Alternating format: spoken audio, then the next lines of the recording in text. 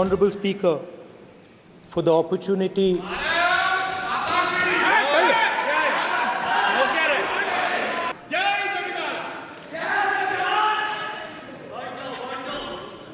Jai Samvidhan. For the last 10 years, there has been a systematic attack on the Constitution, on the idea of India, and on anybody who opposed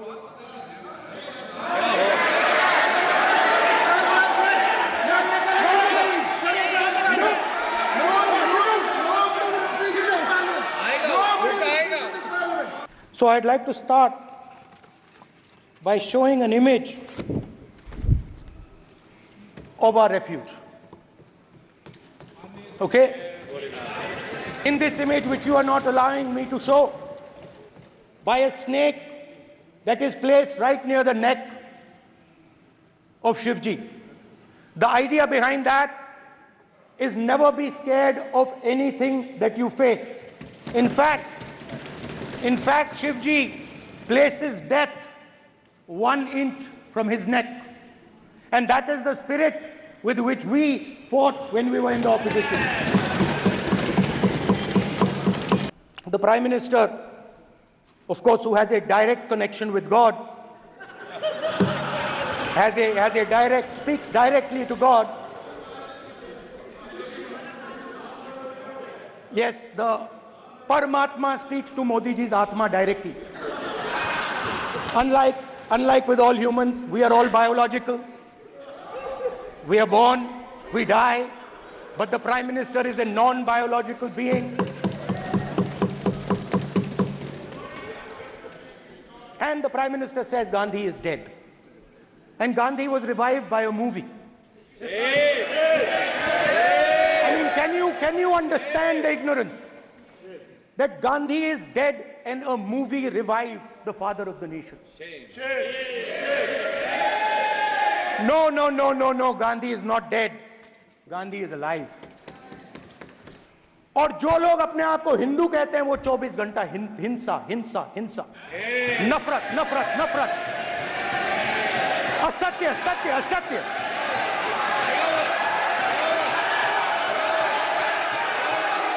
आप हिंदू हो ही नहीं।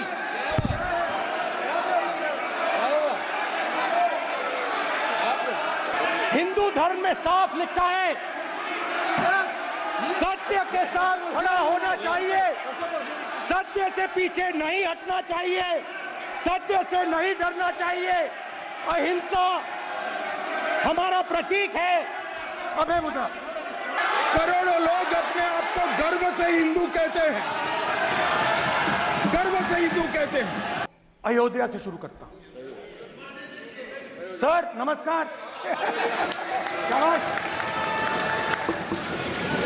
अयोध्या ने आपको message भेजा, अयोध्या ने राम भगवान। Sir मेरा सवाल है सर, इस माइक का कंट्रोलर किसके हाथ में? प्लीज बैठिए।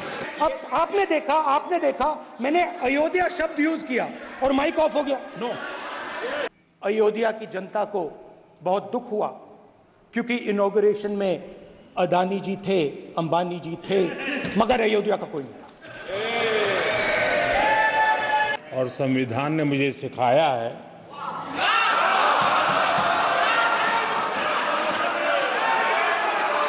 कि मुझे विपक्ष के नेता को गंभीरता से लेना चाहिए। आज तक हिंदुस्तान के प्रधानमंत्री मणिपुर नहीं गए हैं। ऐसा लगता है कि मणिपुर हिंदुस्तान का प्रदेश ही नहीं। प्रधानमंत्री के लिए मणिपुर स्टेट ही नहीं है, मणिपुर है ही नहीं। ना होम मिनिस्टर के लिए ना प्रधानमंत्री के लिए है ही नहीं, एग्जिस्ट नहीं करता, वो है ही नहीं। ना प्रधानमंत्री जाएंगे बोलेंगे कुछ नहीं। प्रोफेशनल एग्जाम्स को आपने कमर्शियल एग्जाम्स में बदल दिया है। NEET is not a professional exam, NEET is a commercial exam. आप लिख के ले लो, आपको ऑपोजिशन इंडिया गठबंधन गुजरात में हराने जा रहा है. There is the Speaker of the Lok Sabha and there is Mr. Om Birla. When Modi ji went and shook your hand, and I went and shook your hand, I noticed something. When I shook your hand, you stood straight like this and shook my hand. And when Modi ji shook your hand, you bowed down and shook his hand. ये chair के सामने आरोप कर रहे हैं माननीय. Now, with all respect, sir, such a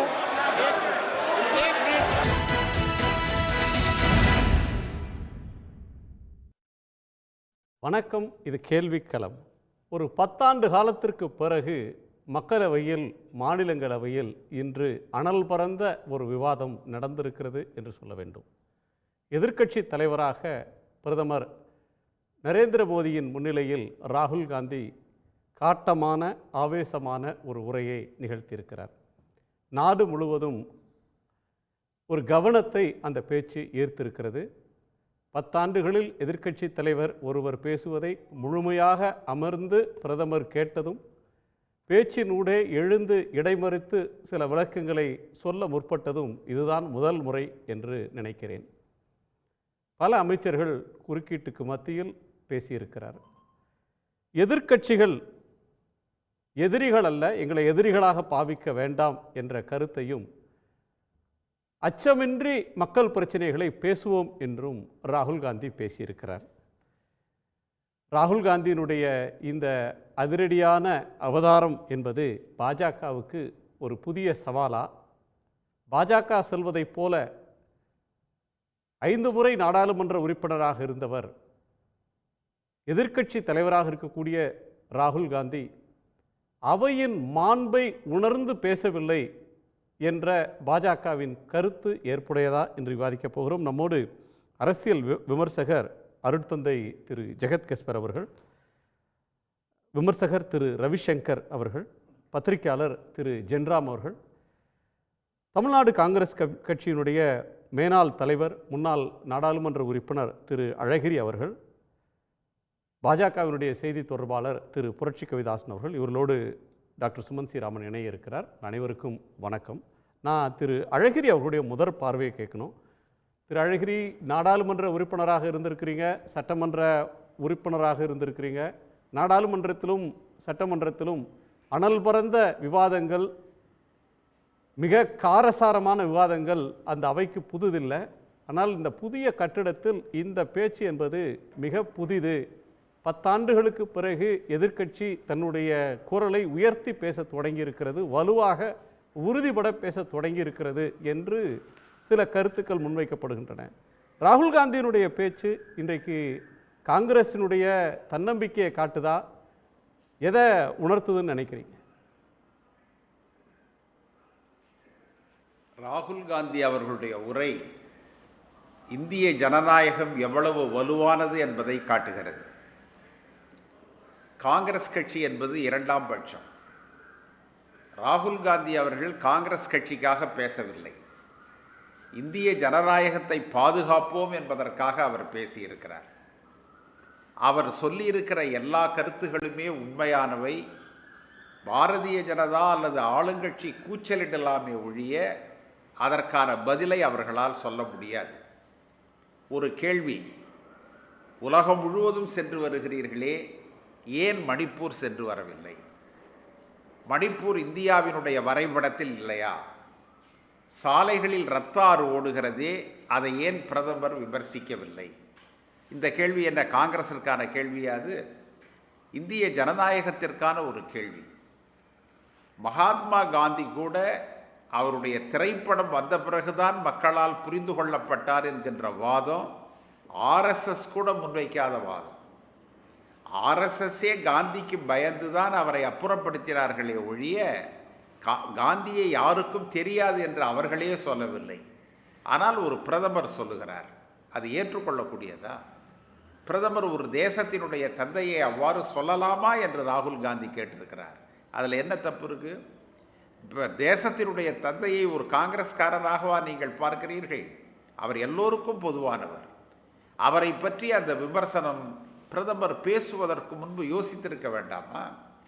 எல்லாவற்றுக்கும் மேலாக சங்கராச்சாரியார் கூட தன்னை கடவுளாக சொல்லவில்லை.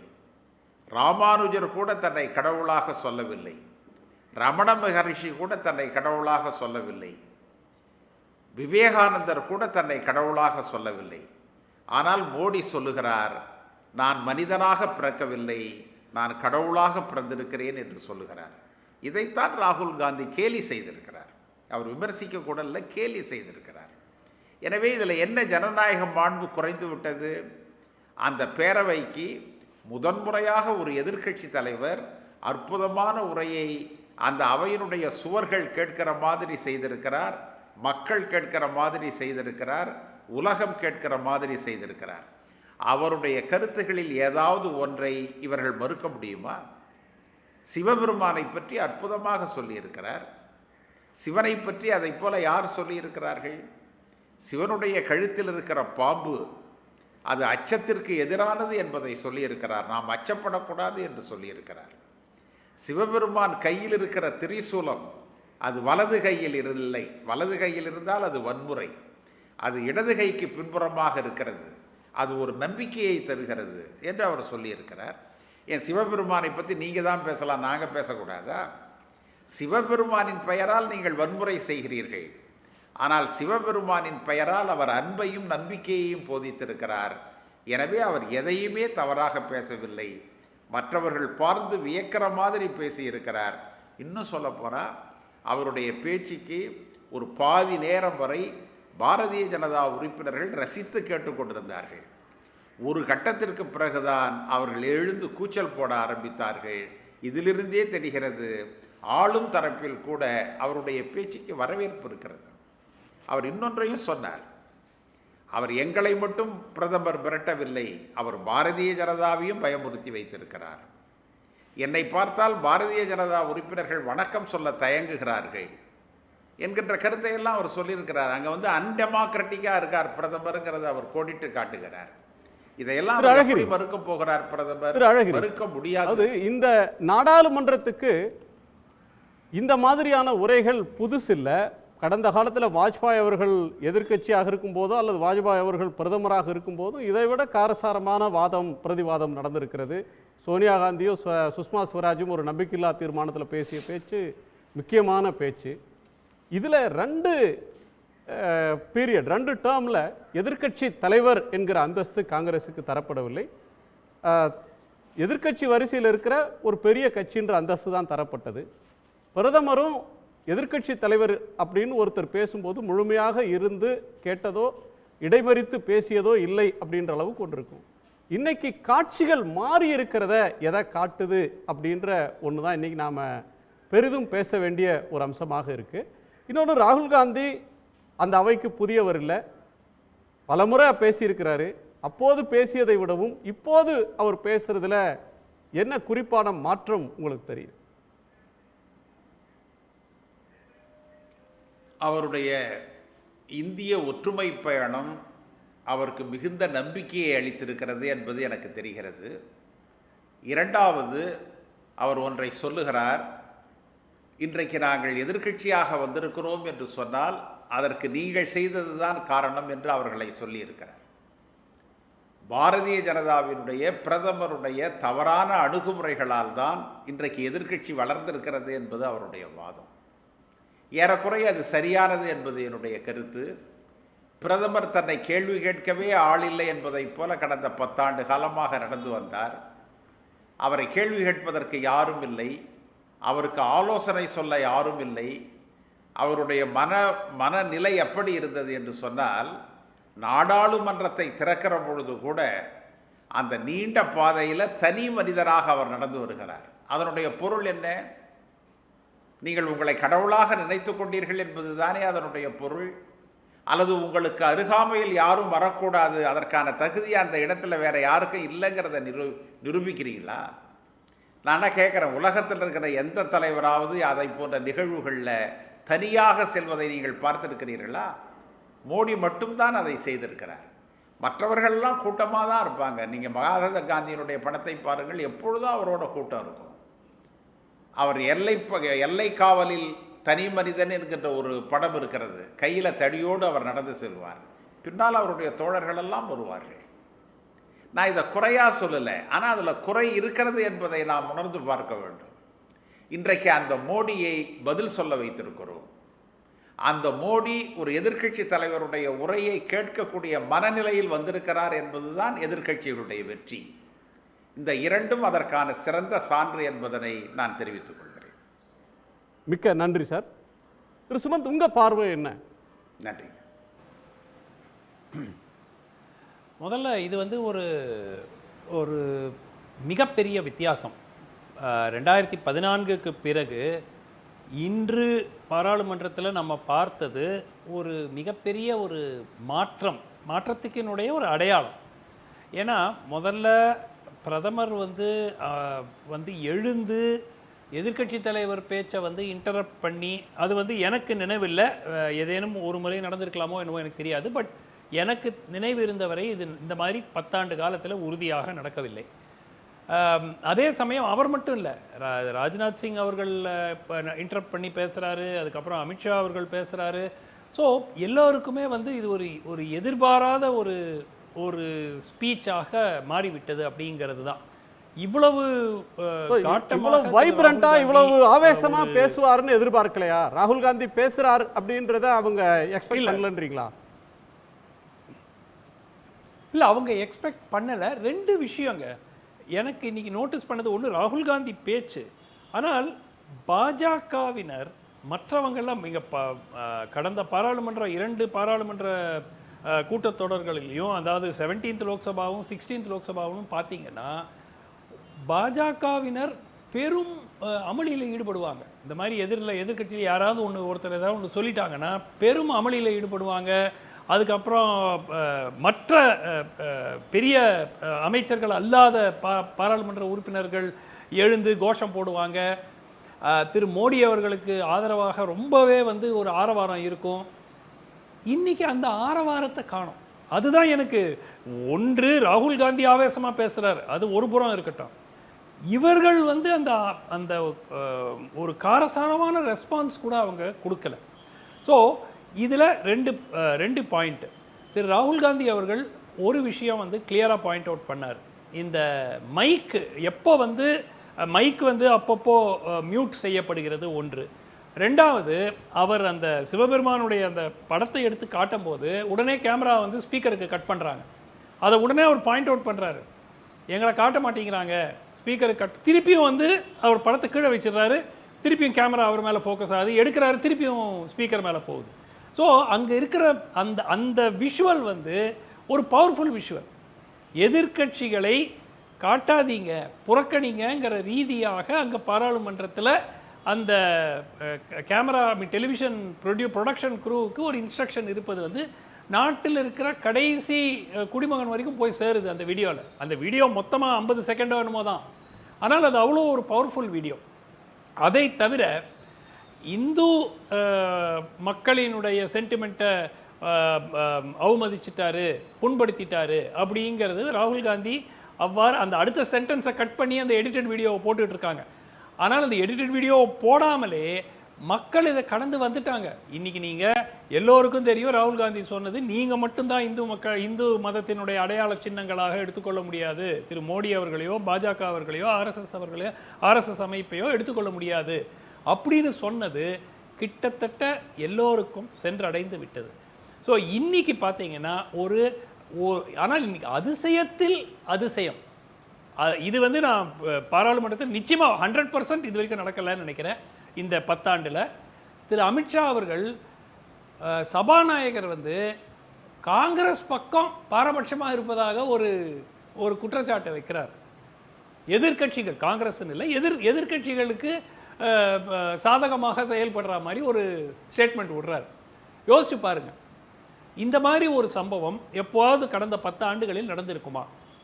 அதனால் இதில் எவ்வளவோ அவங்க அந்த சம்பவம், இந்த ஸ்பீச் முடிஞ்சப்புறம் ஃபுல்லாக ட்ரை பண்ணுறாங்க. இந்து மக்களினுடைய உணர்வுகளை புண்படுத்திட்டாரு. இந்த டயலாக் வந்து மீடியா வச்சு எவ்வளவோ அடித்து விட்டாலும் முன்பு ஒரு காலத்தில் இது எடுபட்ட அளவிற்கு இப்பொழுது அது எடுபடவில்லை. அது பாஜக இதுவரை உணரவில்லை அப்படிங்கிறது தான். நாளைக்கு பிரதமர் மாலை 4 மணிக்கு அவர் உரையாற்ற போகிறாரு.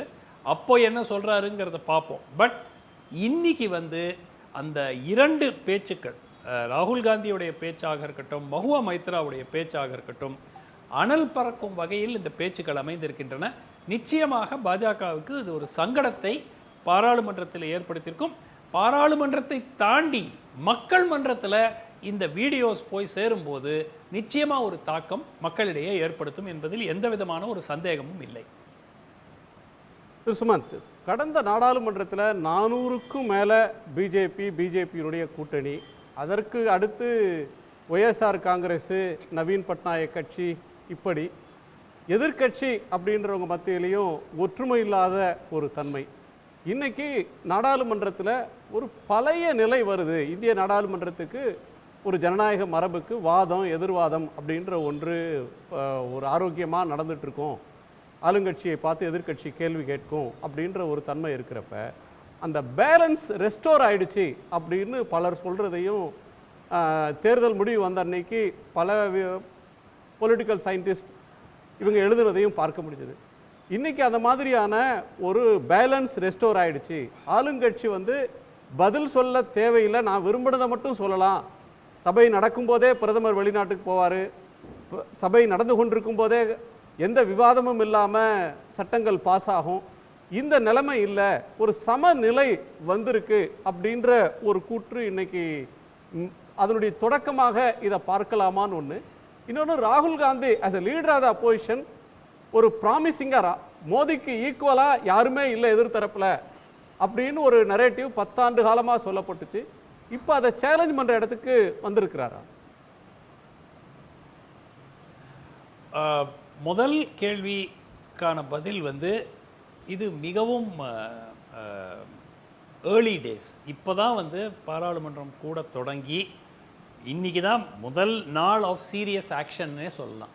ஸோ இதை வைத்துக்கொண்டு நார்மல்சி வந்து விட்டது என்று கூறுவது ரொம்ப ப்ரீமெச்சூராக இருக்கும். அதுக்கு போக போக இந்த செஷன் எப்படி போகுது, அடுத்த செஷன் எப்படி போகுது அப்படிங்கிறத பார்த்து தான் அதற்கு ஒரு கன்க்ளூஷனுக்கு வர முடியுமே தவிர, இன்றைக்கி நடந்தது அந்த அந்த ஈக்குவல் ஸ்டேஜ் ஆர் ஒரு ஜனநாயக ரீதியாக செயல்படும் அந்த பழைய முறைக்கு ஒரு துவக்கமாக எடுத்துக்கொள்ளலாம். ஆனால் இது தொடருமான்னு கேட்டால் தெரியாது. ஏன்னா பாஜகவும் திரு மோடியும் திரு ஷா அவர்களும் தங்களை எதிர்த்து ஒரு தீவிரமான ஒரு நபரோ ஒரு அமைப்போ ஒரு கட்சியோ செயல்படும் போது அதை அவ்வளவு சுலபமாக அவங்க எடுத்துக்கொள்ள மாட்டார். அவ்வளோ சரி ஏதோ பாராளுமன்றத்தை இப்படி தான் இருக்கணும், எதிர்கட்சி பேசுவாங்க நம்ம பேசுவோம், அப்படி தான் இருக்கணும்னு எடுத்துப்பாங்கன்னு நான் நினைக்கல. ஸோ சென்ற முறை உங்களுக்கு ராகுல் காந்தியை டிஸ்குவாலிஃபை பண்ணாங்க. அதுக்கப்புறம் அது நீதிமன்றத்துக்கு போய் தான் அது சால்வ் ஆச்சு. மஹுவா மைத்ராவும் டிஸ்குவாலிஃபை பண்ணாங்க, அவங்களும் வெற்றி பெற்று திரும்பி வந்துட்டாங்க. திரும்பி வந்து அதை பற்றி இன்றைக்கி பேச்சிலையும் சொன்னாங்க. ஸோ இது வந்து பாஜக வந்து சும்மா இருக்கும், அவங்க ராகுல் காந்திக்கு இந்த நரேட்டிவை செட் பண்ணுறதுக்காக தொடர்ந்து இவ்வாறு முயற்சிகளை வழங்கி கொண்டிருப்பார்கள் என்று எதிர்பார்க்க முடியாது. இவர்கள் எப்படி இவங்க ஸ்ட்ரைக் பேக் பண்ணுவாங்க அப்படின்னா, என்னை பொறுத்த வரைக்கும் மோர் தென் ராகுல் காந்தியுடைய காரசாரமான பேச்சை தாண்டி நான் வந்து இன்னைக்கு பிஜேபி மெம்பர்ஸினுடைய ரியாக்ஷன் தான் இது. அந்த பழைய ரியாக்ஷன் இல்லை. 2019 2024 இருந்த பாஜக பாராளுமன்ற உறுப்பினர்களினுடைய ரியாக்ஷன் இல்லை. இது 303 பேர் இருக்கும்போது எதிர்கட்சியில் யாராவது வலிமையாக பேசினால் ஜெய் ஸ்ரீராம்னு ஒரே அடியாக முழக்கம் போடுறது, இல்ல இல்ல இல்ல சோனியா காந்தியவே ஸ்மிருதி இரானிலாம். அதான் சொல்றேன், இப்போ வெறும் 60 மெம்பர்ஸ் தான் கம்மி. ஆனால் அந்த இன்னைக்கு நடந்த அந்த சம்பவங்கள் எல்லாம் பார்க்கும்போது அந்த மாதிரி தோணலை. அவங்க தங்களுடைய பிரதமரை எப்படி வந்து அவங்க டிஃபெண்ட் பண்ணிட்டு இருந்தாங்க ஓராண்டுக்கு முன்பு. இப்போ அதே அக்ரெஷன் அவங்க டிஃபென்ஸில் இல்லை.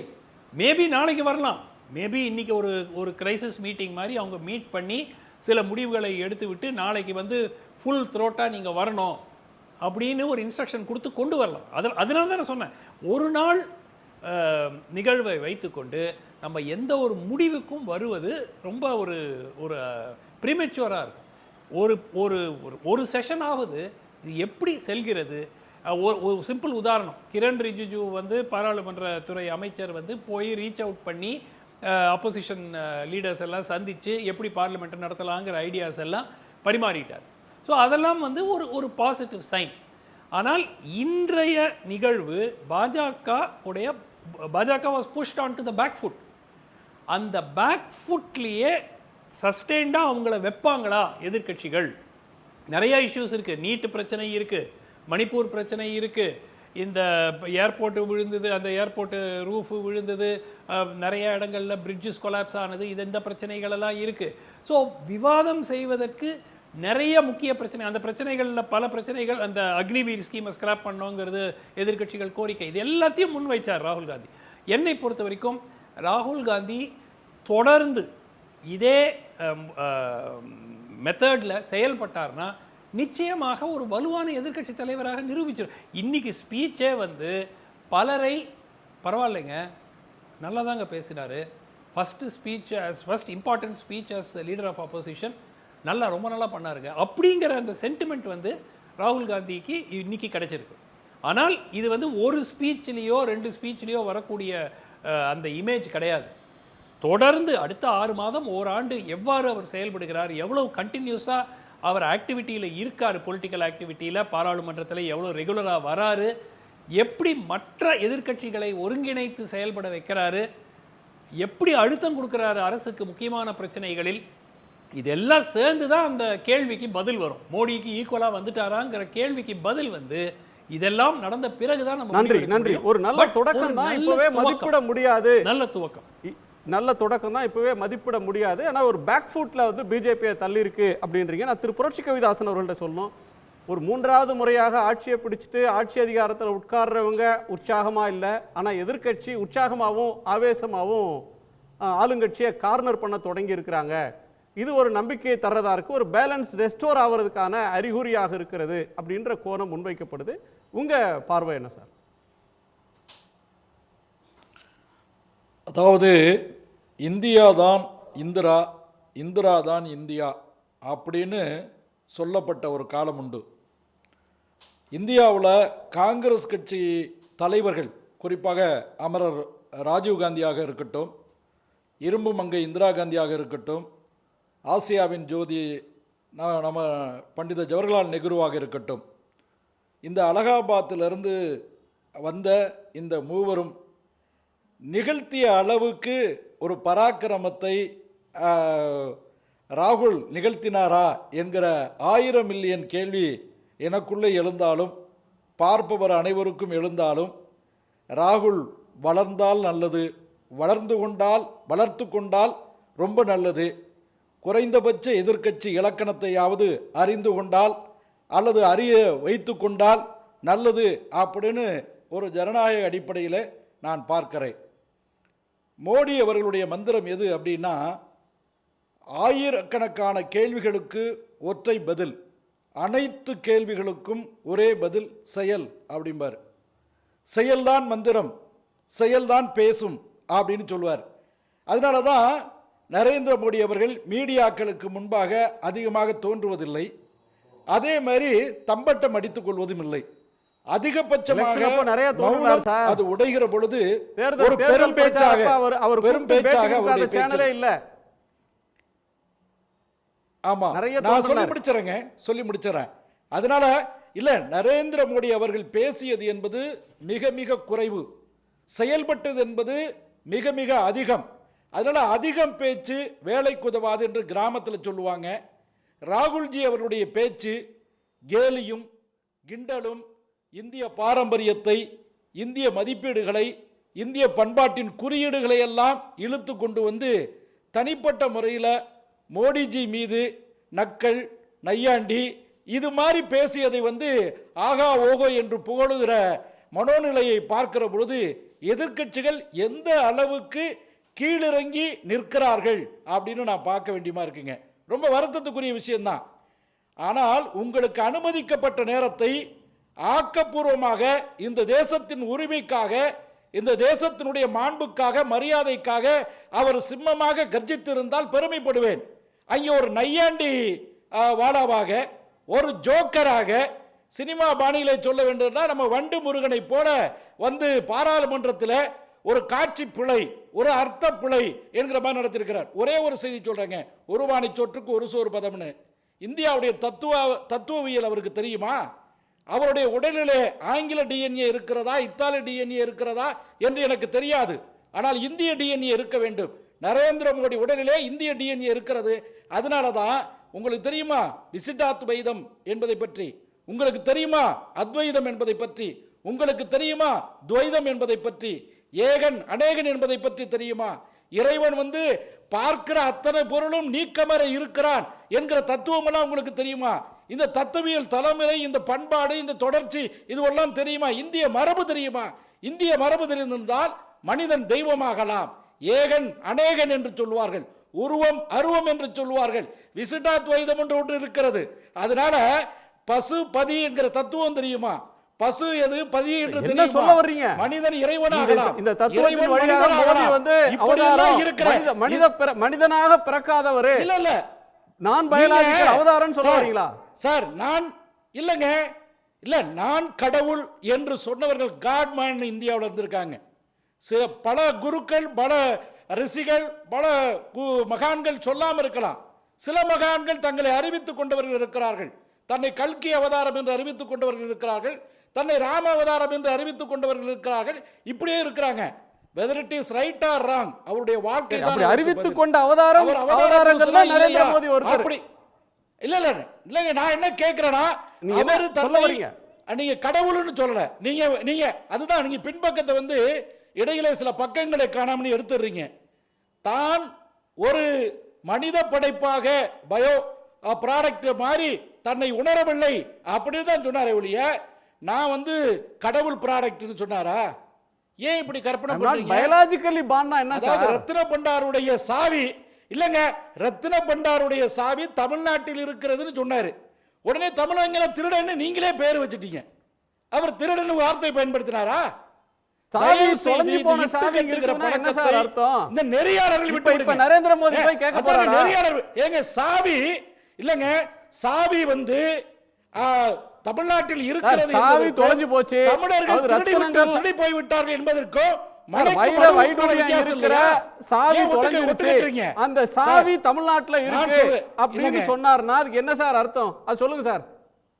அதுக்கு என்ன திருடன் அர்த்தமா? சாவி பத்திரமா இருக்குன்னு சொல்றாங்க. தமிழ்நாட்டுல பத்திரமா வச்சிருக்காங்க. என்ன மறுபடியும் எழுதிருக்காங்களா?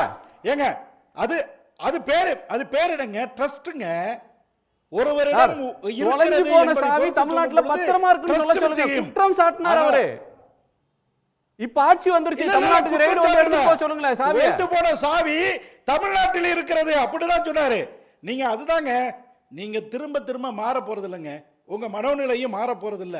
ஒரு சின்ன சின்ன ஒட்டுமொத்த ஒரு சமுதாயத்தின் மேல திருட்டு பட்டம் சொல்றது மாதிரி சொன்னாருங்க. அதனால வாழ்த்துக்கள். திருட்டு போன பொருள் தமிழ்நாட்டுல இருக்கு அப்படின்னு சொன்னா அதுக்கு என்ன அர்த்தம்? தமிழ்நாட்டுல பத்திரமா தமிழர்கள் எடுத்து வச்சிருக்காங்க, ஒரு அதிகாரி அங்க வச்சிருக்காரு அப்படின்னு நான் சொன்னாரு. இப்ப ஏங்க பகிரங்கமாக தேர்தல் மேடையில குற்றம் சாட்டினாரு இல்லங்க.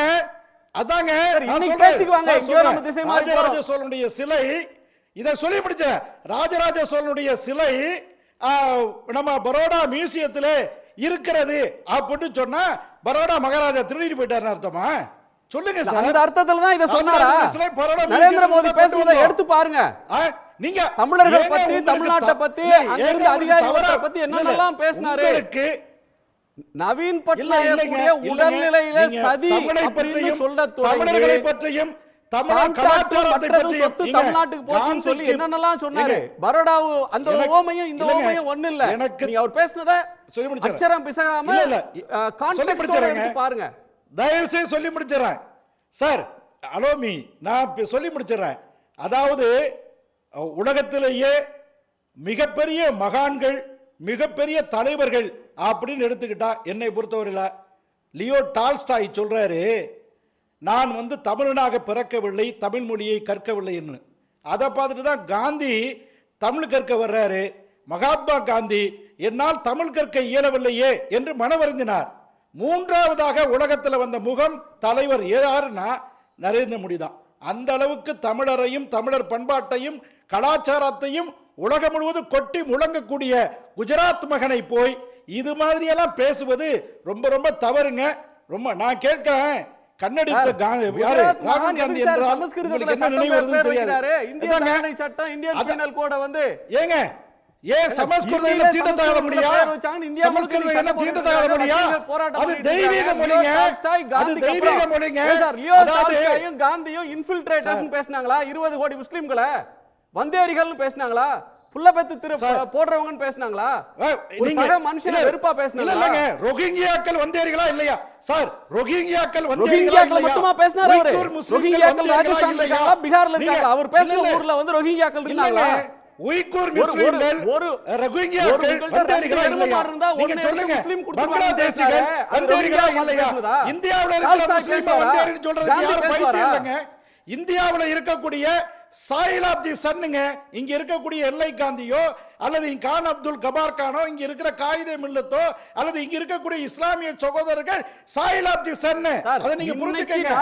ஆர்எஸ்எஸ் என்ன சொல்றாங்க? இந்தியாவில் இருக்கக்கூடிய முஸ்லிம்கள் இந்துக்கள் அப்படின்னு சொல்றாங்க.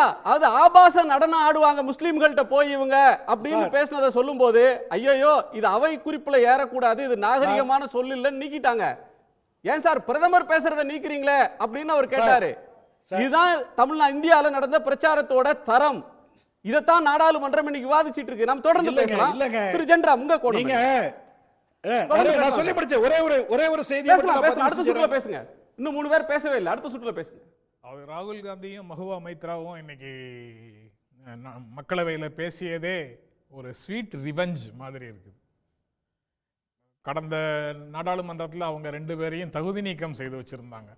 இன்றைக்கு அதே 2 பேரும் மிகவும் சிறப்பானது ஒரு உரையை நாடாளுமன்றத்திற்குள்ள வந்து ஆற்றியிருக்கிறார்கள்.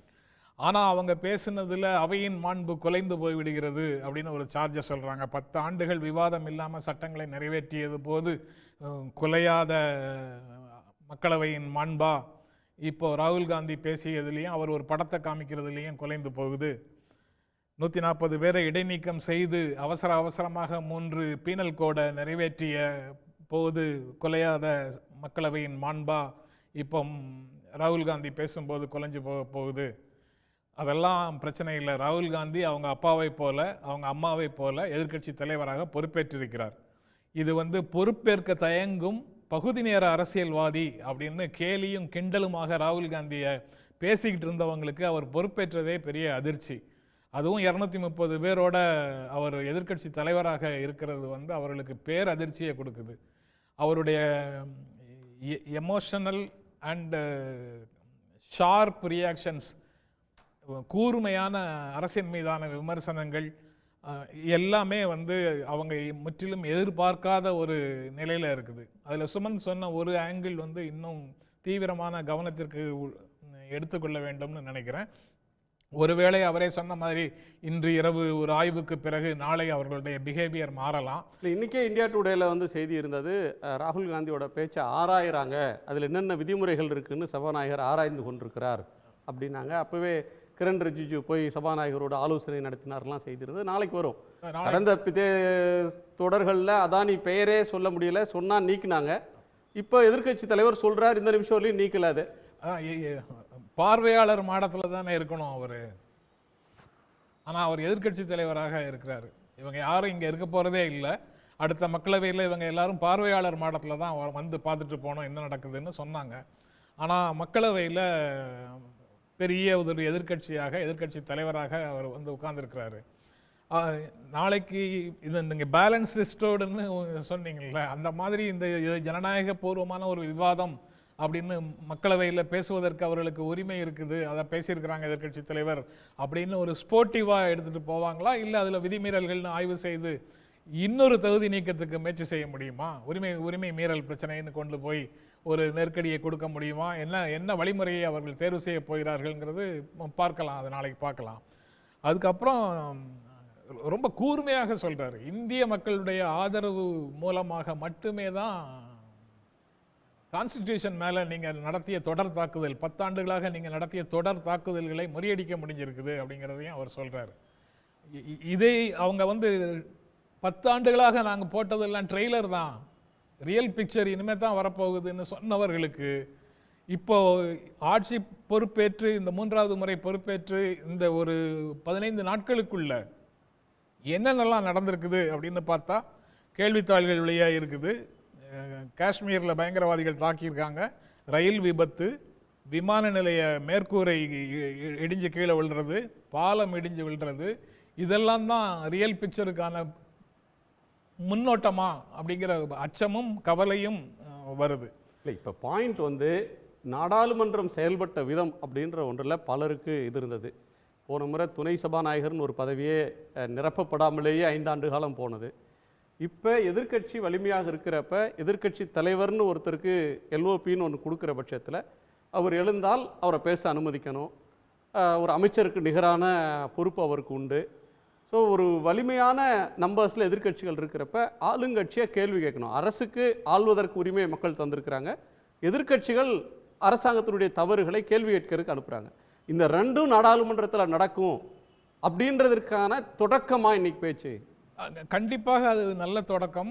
அந்த தொடக்கம் தான் அவர் வந்து ஏற்கனவே வெளியில் சொல்லிட்டு இருந்தார், மக்கள் நம்ம மேலே நம்பிக்கை வச்சிருக்கிறாங்க, அரசமைப்பு சட்டத்தை காக்கும் மாபெரும் பணியை நம்மிடம் கொடுத்திருக்கிறார்கள், அவங்க 2 பங்கு பெரும்பான்மையோடு அரசமைப்பு சட்டத்தில் கை வைப்பதற்கான வாய்ப்பை அவர்களுக்கு மறுத்திருக்கிறார்கள். ஆனால் வேறு எந்த விதமான முயற்சிகளையும் அவர்கள் மேற்கொள்ளாமல் தடுக்க வேண்டிய பொறுப்பை நம்மகிட்ட கொடுத்துருக்குறாங்க. நாங்கள் மக்களின் குரலை எதிரொலிப்போம், அரசமைப்பு சட்டத்தை பாதுகாப்போம் அப்படின்னு அவர் தெளிவாக சொன்னதனுடைய தொடர்ச்சியாகத்தான் இன்று பேசிய பேச்சையும் பார்க்க வேண்டியது இருக்கு. ரவிசங்கர், உங்க கோணம் அதானா? முதல்ல என்னுடைய சன் டிவி நேயர்களுக்கு என்னுடைய வணக்கங்கள், பணிவான வணக்கங்கள். இன்றைக்கி ராகுல் காந்தி பார்லிமெண்ட்டில் ரொம்ப அழகாக பேசினார், ஆவேசம் இருந்தது, நிறைய பாயிண்ட் எடுத்து வச்சார். பட் இதை வந்து நான் பெரிய ஒரு ஆச்சரியமாலாம் பார்க்கலிங்க. ஒரு எதிர்க்கட்சி தலைவர் அப்படின்னு வரும்பொழுது இந்த அளவுக்கு உணர்ச்சி வேகம் எல்லாமே இருக்கணும். எல்லாருமே இதை வச்சு ராகுல் காந்தி எந்த அளவுக்கு பேசிட்டார் பாருங்க, இந்த 10 வருஷத்தில் இல்லாத அளவுக்கு பேசியிருக்கார். அப்படின்னால் இது என்ன ஆறுது அப்படின்னால் ஒன்றும் இல்லைன்றீங்க. இந்த 10 வருஷம் இல்லை அப்படின்னு நான் சொல்லலை. இந்த 10 வருஷத்தில் எதிர்க்கட்சியிலிருந்து இந்த அளவுக்கு உணர்ச்சி வேகமாக பேசக்கூடிய தலைவர்கள் இல்லைன்னு ஆயிடுறது. அந்த மாதிரி இருக்கக்கூடாது. ராகுல் Gandhi leader of opposition status கொடுத்துருக்காங்க. ஸோ லாஸ்ட் 5 இயர்ஸ் 2014-19 கொடுக்கல. ஏன்னால் மினிமம் 10%, 543 சீட்ஸ் அப்படின்னால் மினிமம் 10%, 55 சீட்டு கிடச்சிருக்கணும். 2019-24, 2014-19 காங்கிரஸ் அதுக்கு மற்ற எந்த ஆப்போசிஷன் பார்ட்டிக்கும் அவ்வளோ சீட்டு கிடைக்கல. இந்த தடவை கிடைச்சிருக்கு. அதனால் ராகுலுக்கு லீடர் ஆஃப் ஆப்போசிஷன் கொடுத்துருக்காங்க. ஸோ அந்த லீடர் ஆஃப் ஆப்போசிஷன் அப்படிங்கிற அந்த பொறுப்பை எடுத்துட்டு அவர் பேசுகிறார். அப்படிங்கிறச்ச இதை வந்து நான் பெரிய ஒரு ஆச்சரியக்குறியாக பார்க்கல.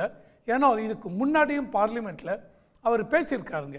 ஆனால் இப்போ பேசும்பொழுது இப்போது கான்ஸ்டிடியூஷன் இதையெல்லாம் வந்து ரொம்ப அஃபெக்ட் பண்ணிருக்காங்க. அப்படின்னால் ஒன்று சொல்லுங்கள், இந்த லாஸ்ட் கான்ஸ்டிடியூஷன் 1950லேருந்து கான்ஸ்டிடியூஷன் நீங்கள் பார்த்தீங்கன்னா 106 தடவை அமெண்ட் பண்ணிருக்காங்க. இந்த 106 தடவை அமெண்ட் பண்ணதில் 22 தடவை பிஜேபி அமெண்ட் பண்ணிருக்காங்க. இந்த அமெண்ட் பண்ணதில் எந்த ஒரு அமெண்ட்மெண்ட்டாவது fundamental rights provided under the constitution அதுக்கு அகெயின்ஸ்டாக வயலேட் பண்ணி ஏதாவது அமெண்ட்மெண்ட் கொடுத்துருக்காங்களா? இல்லை. அதில் ஒரு சின்ன என்ன இருக்குன்னா, ஒரு சட்டத்தை திருத்துறதுக்கு தான் நாடாளுமன்றம். ஆமாம், சட்டம் வந்து அடிப்படைகளை மாறாமல் காலத்தின் தேவைக்கு என்னென்னலாம் தேவை இருக்கோ அதெல்லாம் திருத்தணும். நான் ஒத்துக்கிறேன். தேர்ந்தெடுக்கப்பட்டு வர்ற அரசுக்கு அதற்கான உரிமை இருக்குது, அதுக்கு தான் மக்கள் மேண்டேட் கொடுக்குறாங்க. ஆனால் கடந்த நீங்கள் சொல்கிறீங்களே வாஜ்பாய் ஆட்சி காலத்தில் கூட எதிர்க்கட்சிகளுடைய கருத்துக்கள் கேட்கப்பட்டிருக்கு. புல்டோஸ் பண்ண மாட்டாங்க. ஒரு சட்ட திருத்தத்துக்கு ஒரு இது வருதுன்னு சொன்னால் அதை செலக்ட் கமிட்டிக்கு அனுப்புவாங்க, நாடாளுமன்ற நிலைக்குழுவுக்கு அனுப்புவாங்க. இந்த 5 ஆண்டுகளில் ஒரு அட்ஜர்ன்மெண்ட் மோஷன் எடுத்துக்கொள்ளப்படலை, ஒரு சட்டம் செலக்ட் கமிட்டிக்கு அனுப்பப்படலை. மிக முக்கியமானது அப்படின்னு சொல்கிற இந்த 3 நாடாளுமன்ற இந்த ஐபிசி சிஆர்பிசி சட்ட திருத்தம் இருக்கு, அதை 146 எதிர்க்கட்சி எம்பிக்களை சஸ்பெண்ட் பண்ணிட்டு எந்த விவாதம் இல்லாமல் நிறைவேற்றினாங்க.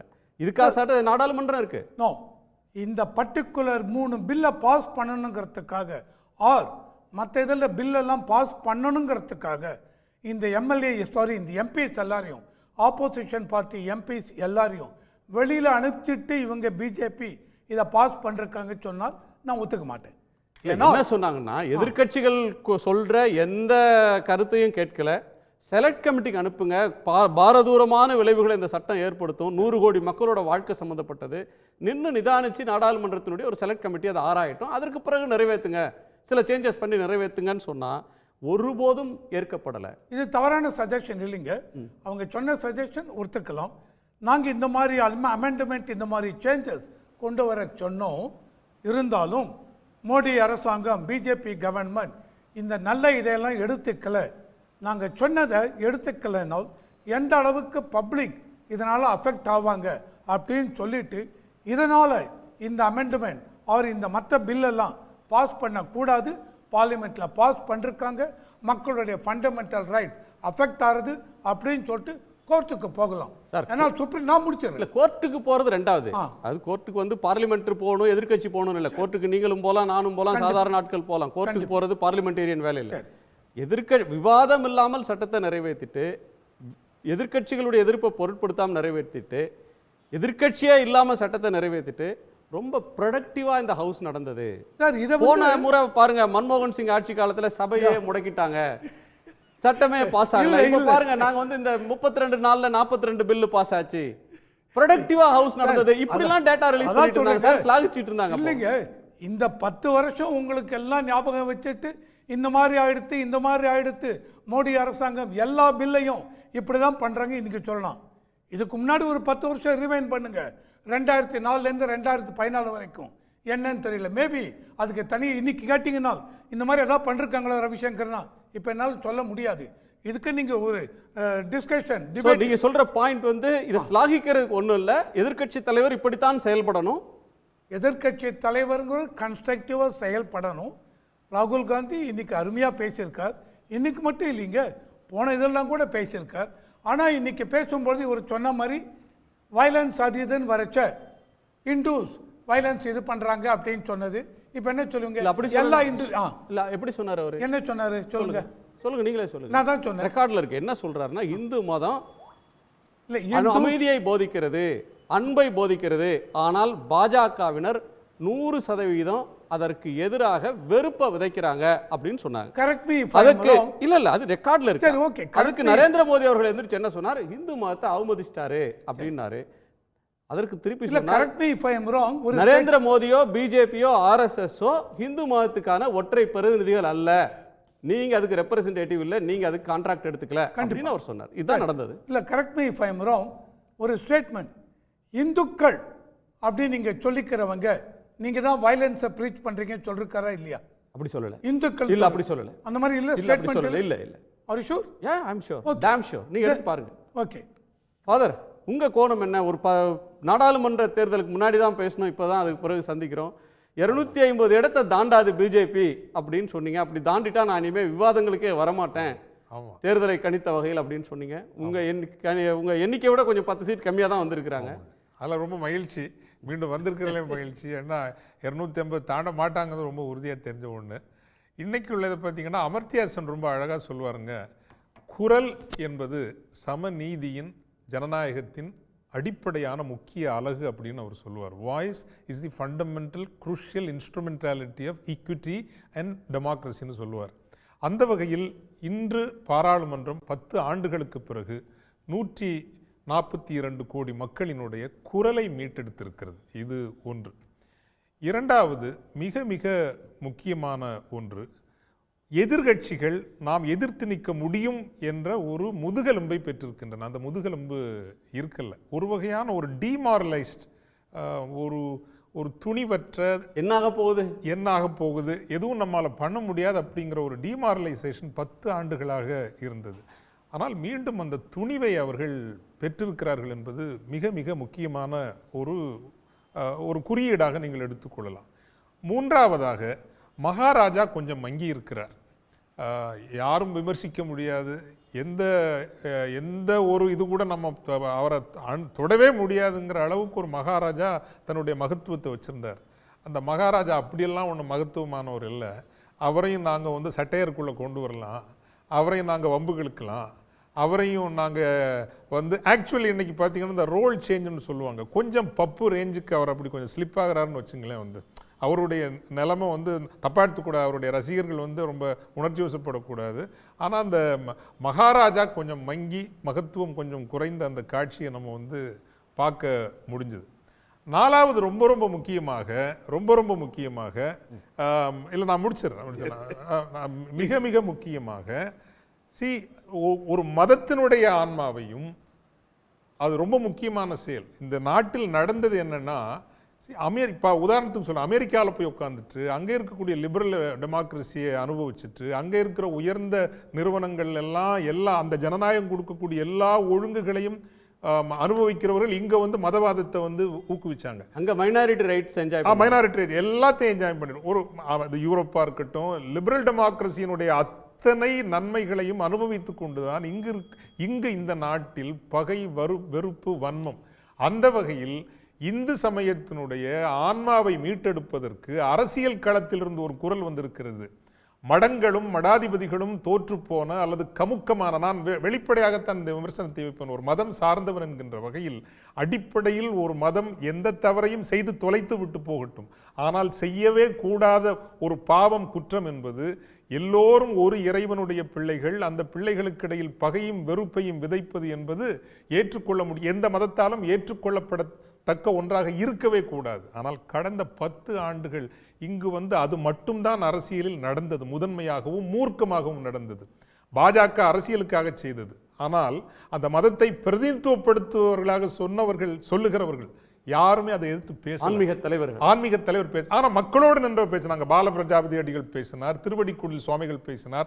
மக்களோடு நின்ற சிறு சிறு சாமிகள் தான், நம்முடைய சிறு தெய்வங்கள் போல சிறு சிறு சாமிகள் தான் பேசினார்களே தவிர பெருந்தெய்வங்கள் போல இருக்கக்கூடிய சன்னிதானங்களும் மடாதிபதிகளும் எல்லாம் பேசவில்லை. சமீபத்தில் நடந்த உதாரணத்தை மறந்துட்டீங்க. ராம ஜென்ம பூமி அந்த கோயிலுடைய பிரான் பிரதிஷ்டா நடக்கும்போது மடாதிபதிகள் பங்கேற்க மாட்டேன்ட்டாங்களே.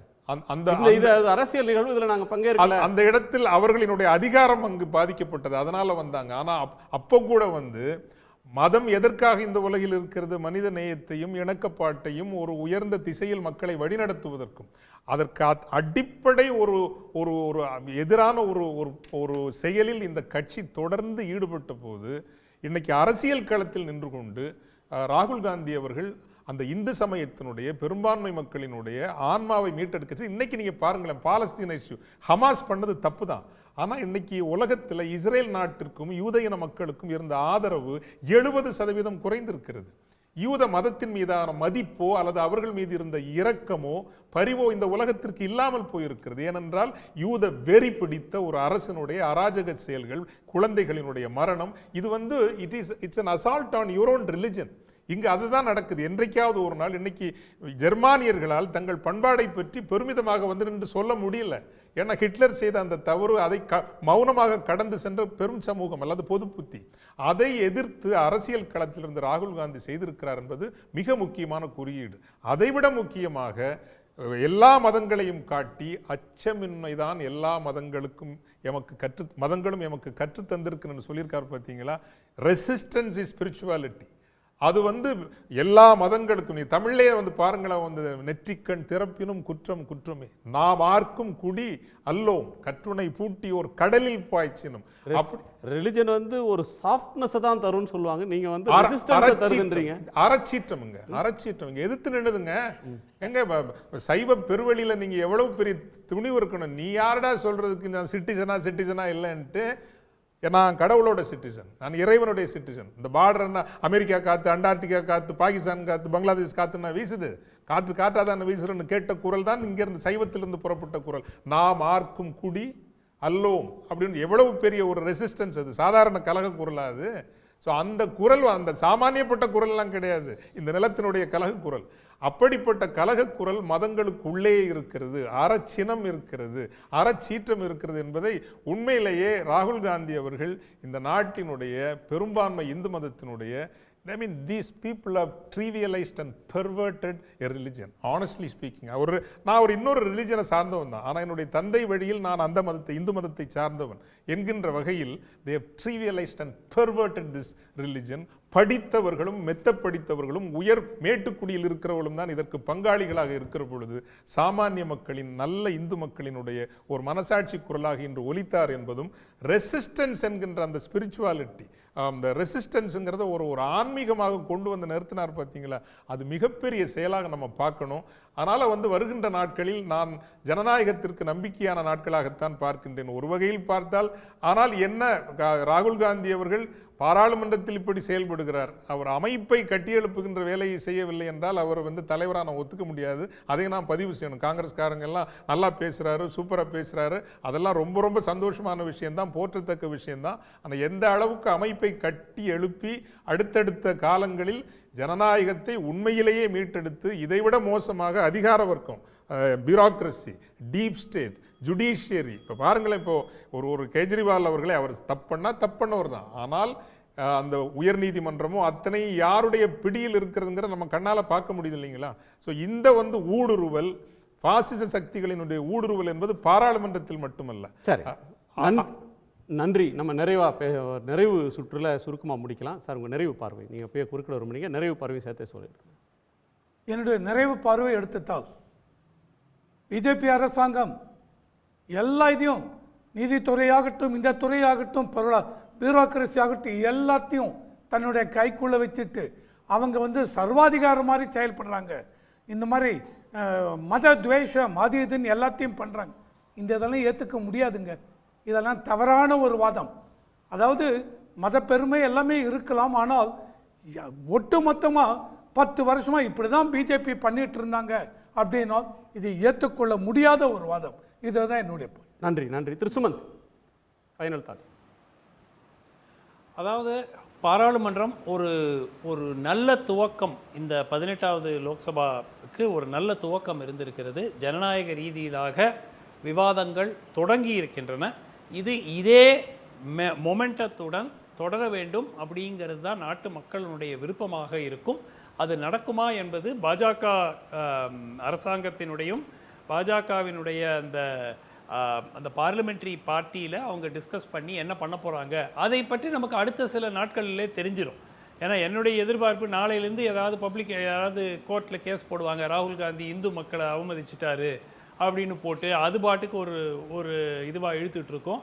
ஸோ இது யூஷுவல் டாக்டிக்ஸில் அவங்க இறங்குவாங்க, அதில் எனக்கு சந்தேகமே கிடையாது. எப்படி போகுதுன்னு பார்ப்போம். நன்றி. நன்றி. ஃபாதர், உங்கள் நிறைவு பார்வை. அதாவது சுமந்த் சார் முதல்ல ஒரு கருத்து சொன்னார், ரொம்ப கவனிக்கப்பட வேண்டிய ஒன்று. அந்த பாராளுமன்றத்தில் மோடி அவர்கள் மீதும் பாஜக மீதும் கடுமையான தாக்குதலை விமர்சனங்களை வைத்த பொழுது அது எதிர்வினை நிகழவில்லை அப்படிங்கிறத சொன்னார். அந்த எதிர்வினை நிகழவில்லை என்பதற்கு பின்னால் ஏற்கனவே இருப்பதாக சொல்லப்படுகிற RSS அமைப்பிற்கும் மோடி அவர்களுக்குமான ஒரு இடைவெளி உண்மையிலேயே இருக்குமோ என்பது நமக்கு எண்ண தோன்றுகிறது. மேலும் பேசிக்கொள்கிறார்கள் 2025 ஒருவேளை சௌஹான் போன்றவர்கள் பிரதமராக வருவதற்கு வாய்ப்பு இருக்கிறது என்றெல்லாம் பேசிக்கொள்கிறார்கள். அப்படி ஏதாலும் நடந்தாலும் ஆச்சரியப்படுவதற்கு இல்லையோ என்கின்ற எண்ணமும் இன்று வந்தது. வரட்டும். நன்றி. நன்றி. நன்றி. திரு புரட்சி கவிதாஸ். அதாவது இந்திய அரசியலமைப்பினுடைய இதய பகுதியாக இருக்கின்ற அடிப்படை உரிமைகள், வழிகாட்டும் நெறிமுறைகள் இத்தனையும் முழுமையாக முடக்கியவர்கள் காங்கிரஸ் கட்சியினர், இன்றைக்கு எதிர்க்கட்சி கொண்டாடக்கூடிய ராகுலுடைய முன்னோர்கள். ஆகையினால இந்திய அரசியலமைப்பு சாசனத்தை சிதைத்தவர்கள், வதைத்தவர்கள், கொடூரமான தாக்குதலுக்கு உள்ளாக்கியவர்கள், மரணக்குழியில் தள்ளுபவர்கள் இன்றைக்கு கான்ஸ்டியூஷன் ஆஃப் இந்தியா புத்தகத்தை தூக்க வைத்திருக்கிறோம் அப்படின்னா அது பெருமை தான். ஆனால் சாத்தானின் வேதங்களாகத்தான் இதை பார்க்க வேண்டும். நிறைவாக அழுத்தம் திருத்தமாக ஒன்று சொல்லுகிறேன். ஏற்கனவே கடந்த மக்களவையில் ராகுல் காந்தி அவர்கள் நம்பிக்கை இல்லாத தீர்மானத்தின் மீது விவாதம் அப்படின்னு சொல்லி மணிக்கணக்கில் பேசுகிற உரையில் கடைசியாக கண்ணடித்து ஒரு புதிய கலாச்சாரத்தை உலகம் முழுவதும் உறுதிப்படுத்தினார். கண்ணடித்த ராகுல் காந்தி அவர்கள் இப்பொழுது இந்த அவையிலே என்ன செய்து தன்னுடைய சிறுபுள்ளத்தனத்தை காட்டப்போகிறார் என்ற ஆவலோடு எதிர்பார்த்து கொண்டிருக்கிறோம். நன்றி. திரு ஜென்ரம்.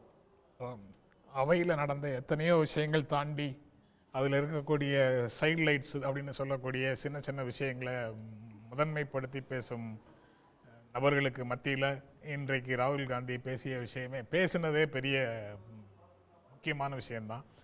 அதில் கான்ஸ்டிடியூஷனை கையில் தூக்க வச்சோம் அப்படின்னு சொல்கிறாரு. எதிர்க்கட்சி தலைவரை மதிக்கும்படி எனக்கு அரசமைப்பு சட்டம் கற்றுத்தந்திருக்கிறது அப்படின்னு பிரதமர் சொன்னார்ல இன்னைக்கு. அது அந்த நிலையை பிரதமருக்கு உருவாக்கி இருக்குது கான்ஸ்டிடியூஷன். எதிர்க்கட்சி தலைவரை மதிக்கும்படி எனக்கு அரசமைப்பு சட்டம் கற்றுத்தந்திருக்கிறது அப்படின்னு சொல்கிறாரு. அது தவிர இந்தியா தான் இது, இந்து ராஷ்டிரம் இல்லை, இந்தியா என்ற கருத்தாக்கத்தின் மீது நடந்த தாக்குதல்கள் அனைத்தையும் இந்திய மக்கள் முறியடித்திருக்கிறார்கள்னு ராகுல் காந்தி சொன்னது ரொம்ப முக்கியமான செய்தியாக அதையும் பார்க்க வேண்டியதாக இருக்குது. அது கோட்பாட்டு ரீதியிலையும் சரி, நிர்வாக கோளாறுகள், அரசு செய்த நிர்வாக கோளாறுகளை சுட்டி காட்டுவதிலையும் சரி, வெறுப்பை விதைக்கும் பேச்சுக்களை முன்வச்சு பேசிய பேச்சுக்களை சுட்டிக்காட்டி அவர்களை திருத்திக் கொள்வதற்கான ஒரு சூழலை உருவாக்கி கொடுக்கிற விதத்திலையும் சரி, ராகுல் காந்தி எதிர்க்கட்சி தலைவராக இன்றைய தினம் பேசிய பேச்சின் மூலமாக மிக பிரமாதமாக அந்த வேலையை செய்திருக்கிறார். தொடர்ந்து அப்படி செய்வதற்கு ஒரு சூழலை நாடாளுமன்றம் உருவாக்கி கொடுக்க வேண்டும்.